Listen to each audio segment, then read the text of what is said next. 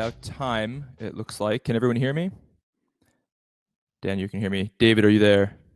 I'm there. Hi. All right, wonderful. Hello, I'm Evan Engstrom. I'm the executive director at Engine, a nonprofit advocacy and research organization based in the United States that works on technology policy for early stage technology companies. And welcome to our session on advocating for forward-looking innovation and tech policy, in which we will investigate and discuss a range of tech policy issues that are impacting the tech community, startups, the broader society. I'm very excited to have my panelists with me here today. We are one short at the moment, but hopefully we will get the full complement of folks as we dive into this conversation. To begin with, Dan Correa is the director of the Day One Project, an organization working to develop actionable policies across a range of science and technology issues. Prior to starting Day One, Daniel served as Assistant Director for Innovation Policy at the White House Office of Science and Technology Policy, where he led development of President Barack Obama's 2015 innovation strategy. Thanks for joining us, Daniel. David Hanf, founder and board member of the German Startups Association, a Berlin-based membership organization representing the German startup industry in public policy debates. Glad to have you with us. And then our hopefully soon to be joining panelist is Julie Cinnamon, the CEO of Enterprise Ireland, which is the government organization responsible for the development and growth of Irish enterprises in world markets. So to begin with, we have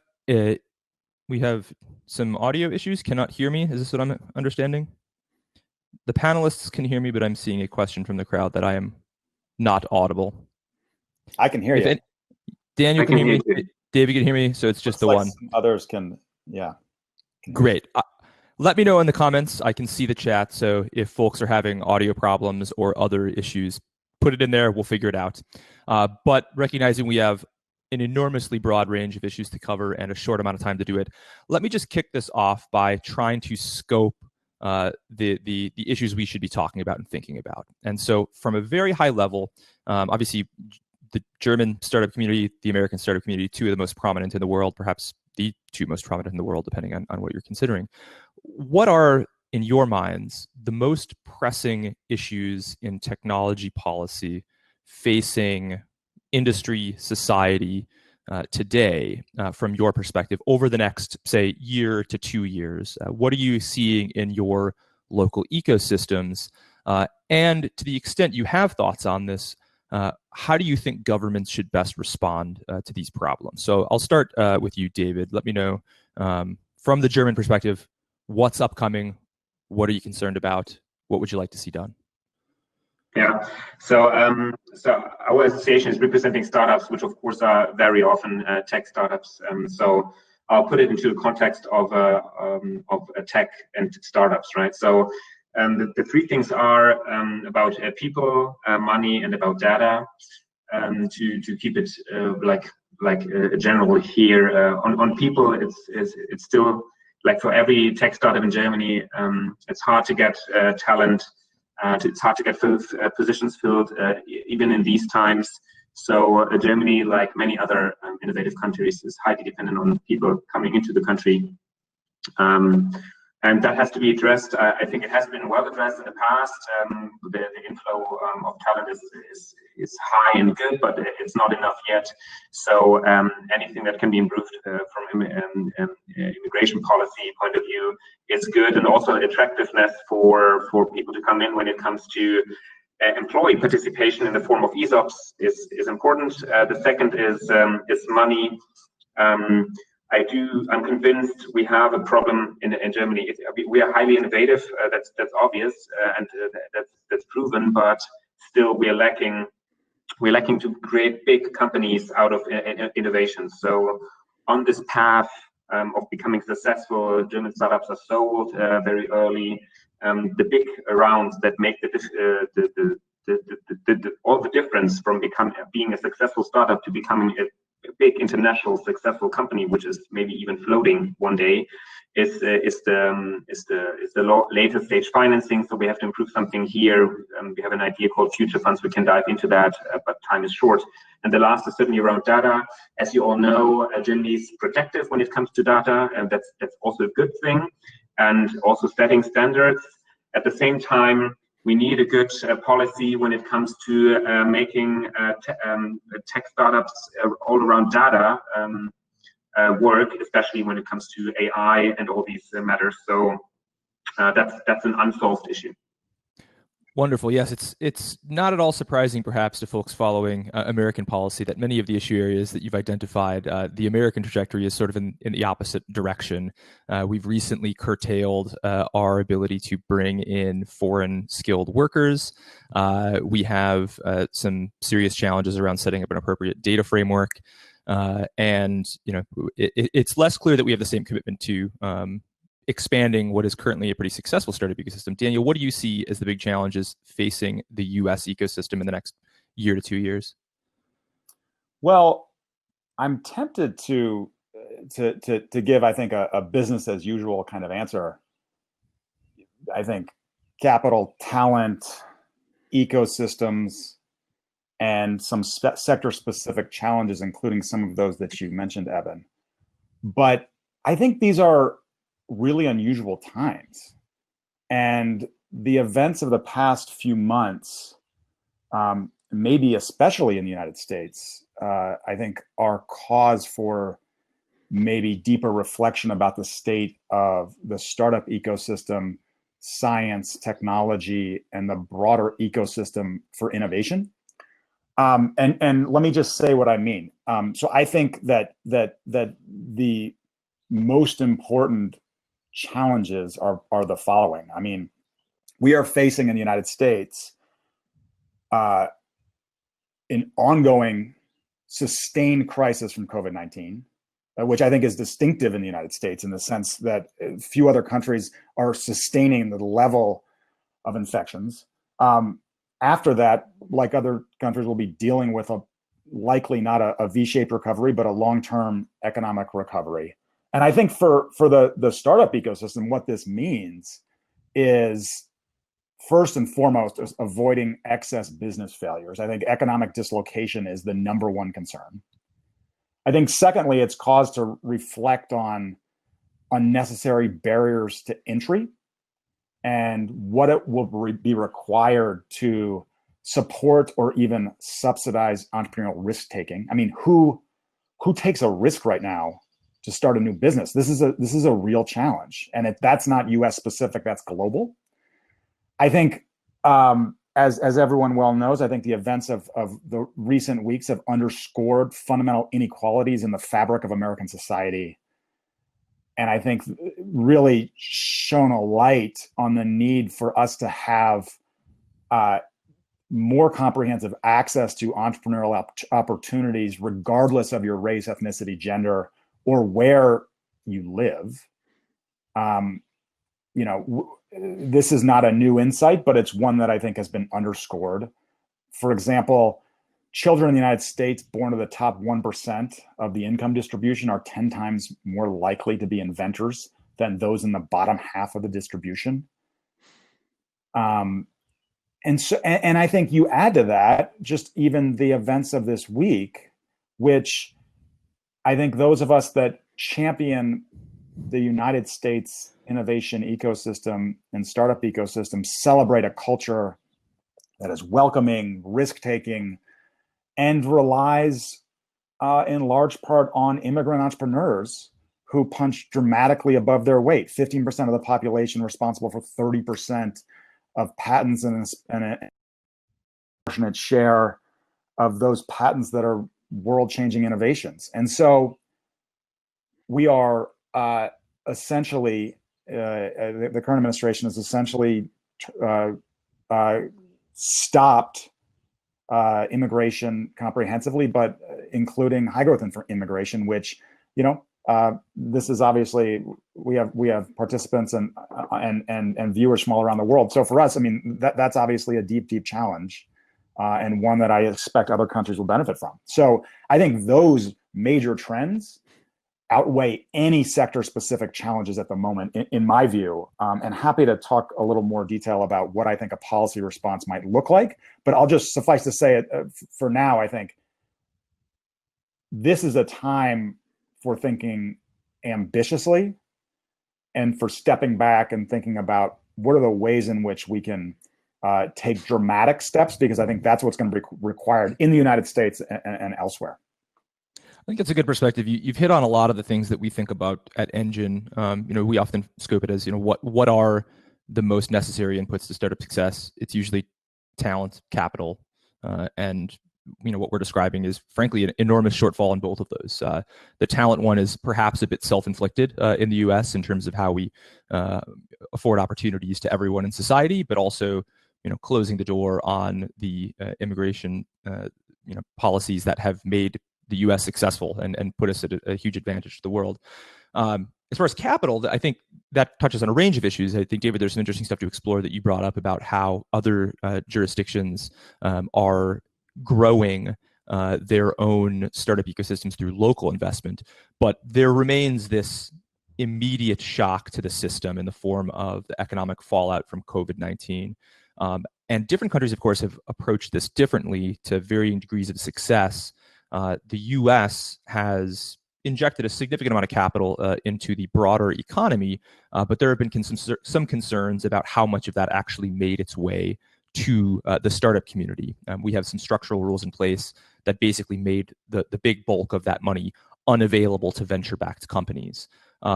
So this question is to both of you. I guess we'll start with Daniel, because I mentioned the U.S. Response here. How do you evaluate what the U.S. has done in terms of responding to the immediate financial fallout from COVID, particularly as it relates to early stage companies? What would you like to see done better? And then David, we'll turn to you to talk about the German response. Yeah, I've got to say I agree with your perspective. I think that I think that the response was crafted in the immediacy of a moment, and so for those who are not familiar, I think what Evan's referring to is what the United States regime has is a paycheck protection program, which provided short-term for targeted at small businesses broadly. Implementation was uneven, and those businesses that have venture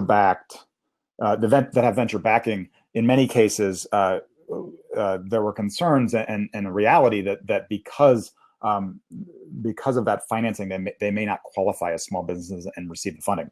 So I think it's a necessary first step, but it was always designed to be temporary.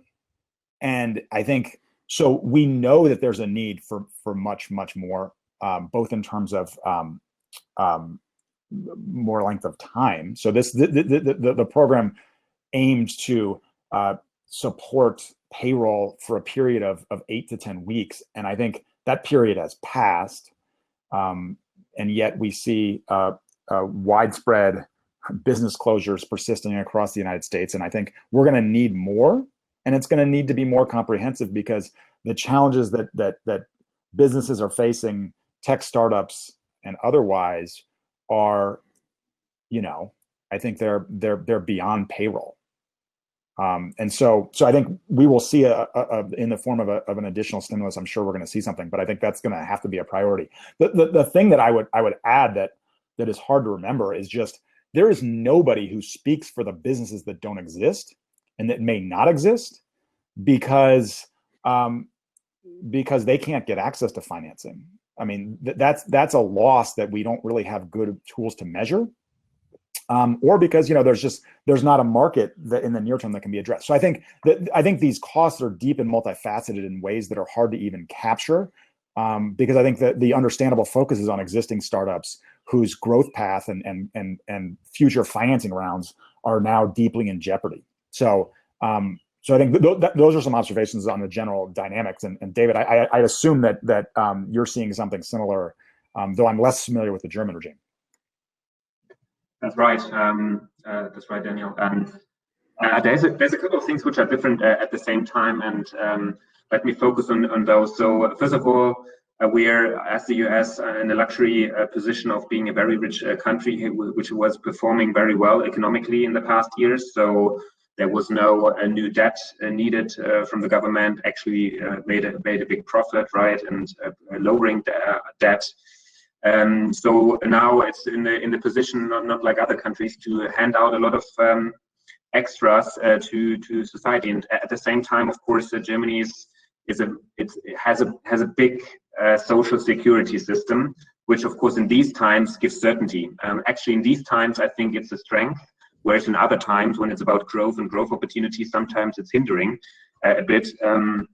But people are not falling through the social net, what we would say in German. So first of all, this salary support is there for 12 months. It has been established. 2018 crisis, super successful. Now Germany, of course, it's been massively accessed, of course, in the crisis, and it's working very well. So people are not getting unemployed; they're getting to this short-term work, and they're not fired. They stay with the company even though they don't work, and they get money from the state. So this is of course good. You're not losing talent. That's been the reason why Germany came back from a financial crisis 2008 so fast.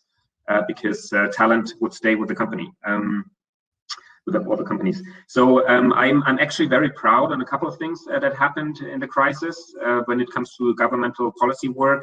Also picking up a question here from the chat from JF Gauthier. The government was listening to us as the startup community and the startup association. There was a lockdown on March 15, and on April 1st, 15 days later, the government announced a startup program to help with financial backing, and the intention is great. The speed was great to announce it. And how serious they take the startup ecosystem, even though of course it's not a big part of the German national product economic product yet, but it was fast. Unfortunately, a downer here is that, as Germans are sometimes, even though I'm not want to play stereotypes here, the program is kind of technical, so it's tough to read it. It has a lot of exemptions, and it's all about avoiding abuse, right? But it's there, and it's there for huge startups, often for not huge but big startups who need 50 million plus. There's a program for startups in growth and mid-stage, VC backed, and there's even a program, financial support program for startups that are early stage and are just have been founded, don't have even a VC investor yet. It's all about mirroring and doubling up kind of things. So it's the government only invests if investors still back the business, right? And then they're adding. They're even going up to making 70%. So it's good. It's kind of technical, and it doesn't work for everyone, but it's there. But as Dan says, we're not through this yet, right? If the big recession comes, there might be additional things needed. But startup ecosystem is important to the German policymakers. So it's been a successful thing up until here. Interesting, David. I understand it's an incredibly technical piece of legislation, but I would love to get a general sense of how those investments are structured, if you could, because one of the challenges that we faced in the U.S. Advocating for, I guess, what is now we're calling phase 4 of the stimulus program. So we've already done quite a bit of stimulus in the U.S., far beyond what typical American politicians are comfortable with. And one of the challenges we're facing is I think people have viewed the investments in the Paycheck Protection Program to preserve people's employment as just sort of pure outflows. It's deficit spending. You're just spending money to keep companies afloat, and there's no real downside protection for the government. Whereas in prior crises, like in 2008, 2009, there was some investment in larger industries in which the government effectively took a stake in the company. How is this startup-specific program that you're describing kind of structured? Is it more of a, effectively a grant to startups to keep them going, or is there some kind of ownership interest that the government is taking? So the first one is called Stability Fund, which also rescues actually the big German corporations like Lufthansa, like a German airline, right? So out of this massive fund of 600 billion, also startups can be rescued, which have a valuation of more than 50 million in the last funding round. So actually not a big hurdle, right? And here, everything is possible. It's really individual. They look into individual, in the individual case of the startup. There's no general, we are just funding. They look into everything, into every startup that requests money. And it can be anything from a guarantee on a bank loan that is handed out to a direct investment of the government into the startup, which is unlikely, I think, because, right, it's not, a Lufthansa would take it like a government share, right? But startups will probably rather go the path of getting a guarantee from the government for a bank loan that is coming out of the normal economy. And the second one is really the dedicated startup program called Corona Matching Facility, CMF. So an investor can actually, so the government sits behind the VC investor. The VC investor invests money, and then it can ask for additional funds from the government. And I have to see whether I like this is, what is the English word for that? Treuhänderisch. They're not directly investing in, the government is not directly investing into the startup. They're behind the investor. So the investor invests 3 million, 2 million come from the government. And this is kind of a risk sharing approach, right? And there's no due diligence by the government because they say there's skin in the game by the investor. So we just do that. And the last piece is called column 2 of the Corona Matching Facility. This is for the small startups. They're actually they handed over the responsibility. Government give global loans to the local banks of economic development. I think that would be a fair translation of that. And they can do whatever they want with it. And they have startup-specific programs which are actually up to 800,000 euros. And it's all, of course, has to be in line with EU law. And the EU luckily reacted very quickly as well and put out something that is called the temporary framework, where EU law is kind of released and not applied until the end of the year to facilitate these kind of fundings, without everyone checking over and over again, am I in line with EU law here? If it's up to 800K. That's the three things. So big startups, growth stage startups, and small startup. Yeah. Awesome. Really, really interesting. A lot of lessons to draw here in the U.S. Daniel, I was looking at the Day One Project's policy agenda, which is incredibly vast in terms of the issues you guys are tackling. You mentioned the need for more, proactive, innovative, aggressive intervention, change, policy ideas. What do you think, in your perfect world, how much more ambitious could the government be? Where should they be looking? What sorts of programs should we be exploring domestically that maybe have not been considered so far to improve the landscape for innovation in the U.S.? Sure. First of all, let me just say that's a far easier question than the one you gave to David, which was, he mentioned that there was some technical legislation and you asked him to pack it in English. So I must say he did quite well. So the Day One Project, just for the broader group's awareness, we are dedicated as a platform for coming up with big ideas that we think should guide the next presidential term, regardless of who wins. So on a nonpartisan basis, we think that you got to do the necessary pre-work to scope big ideas if you want to make them a reality. And so as a platform, we've been tapping some of the smartest thinkers around the United States and beyond who have ideas on this. And so I'll share just a couple that I think are captivating and interesting and worth further exploration, just as a means of perhaps inspiration. So I think, and I think some of this is economic recovery, and some of it's a little bit longer term and bigger, aimed at meeting the moment. So first of all, just to pick up on something that David said, I think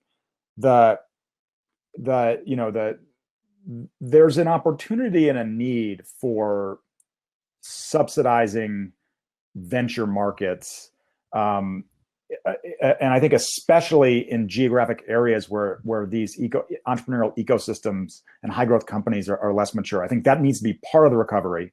We know that innovation is responsible for almost all long-term productivity growth, and we know that startups are responsible for almost all net new jobs. So in that vein, there is legislation that's been introduced that would model a United States program on Israel's Yozma program of the past. I think those kinds of ideas are inspiring, and the reason that I think that they matter is the following. I think they have an emphasis on geographic diversification, where some of the most compelling research that I've seen in startup ecosystems suggests that the key veteran serial entrepreneurs and investors in a particular region, that the connectiveness of those nodes is more deterministic of a particular startup's or cohort of startups' success or outcomes in that region than the number of investors or the number of startups or anything else. So if you think domestically, it's, for example, in Colorado, we have Brad Feld, who's like this legendary investor and serial entrepreneur. He has taken steps to make sure that in Colorado, we have an awesome startup ecosystem. And that is actually the reason he and his cohort are the reason for success. So thinking about how the government can support more Brad Felds is a pretty worthwhile endeavor. And I think it's one that we don't talk enough about. I think that's actually the number one thing in startup ecosystems. I think there are two other, and then within that, I think there's an opportunity to do some sector specific work. What are the sectors that are ripe for growth in a COVID world that maybe, given that venture markets are drying up, that we could be thinking about subsidies? So for example, telemedicine, distance learning, those kinds of things that there could be additional subsidy. Two other things, and I know we're running short on time. I think there's a set of ideas around bringing back what the United States had during the 1930s and the Great Depression, the Works Progress Administration, which put armies of people to work on public works projects. There's a digital version of this in which you could imagine displaced tech workers mentoring high school students. I think this is something that is outside the box, ambitious, would be a digital tool that could potentially spur lots and lots of data analytics, new startups, et cetera, et cetera. And then finally, we do a really good job, broadly speaking, in the United States of getting basic research right. Lots of cross-cutting research that at universities on a whole range of science and tech and innovation topics. We don't do a good job of what I would call solutions R&D. The Defense Advanced Research Project Agency gave us stealth fighters, they gave us the internet, and it's the story that we tell over and over, but we don't do that in other aspects of the economy related to the future of work, related to climate, and related to other pressing priorities. And so a policy that puts significant additional resources in those domains could be high impact if designed with a DARPA-like mentality. Awesome. So we're pretty short on time here. One last thing that I'd love to ask both of the panelists. One of the things I've noticed as a startup advocate in the US is our ability to influence government in these areas has dwindled to a certain degree as the tech sector has matured and become more powerful. David, it sounds like you've had some real success in getting the startup perspective in the COVID recovery projects.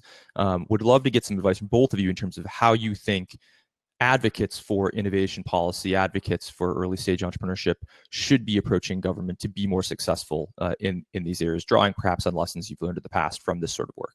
So David, just would love to hear some of your final thoughts on this issue.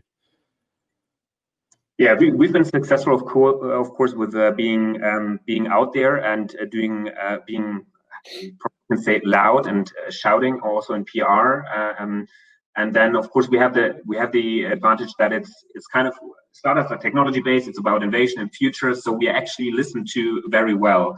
But then, of course, it doesn't stop there. And our learning has been more around how do we actually are successful finally in legislation, and that, of course, is the harder part than getting attention. Attention is easy, but then delivering, and that only works, at least in Germany, if you look for a supporter in each party, and of course it's a bigger party system, right? We have 5 bigger parties, and you have to find a supporter who understands what you're about in all these. It doesn't work just with one, and then you have to go through what is not startup like.